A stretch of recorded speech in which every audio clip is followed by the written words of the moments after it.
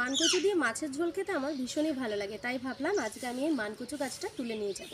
মানকচু গাছটা কিন্তু অনেকটা বড়ই কচু আছে। দেখো, এই কচুটা ভালো করে আমাকে তুলতে হবে, এত দূর পর্যন্ত কচুটা রয়েছে। আর এই গাছে কিন্তু অনেক ফুলও আছে, দেখো ফুলগুলো কত সুন্দর।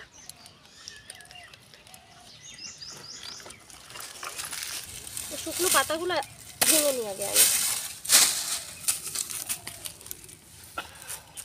কোনোভাবেই উঠবে না, এটাকে প্রথমে গর্ত করতে হবে।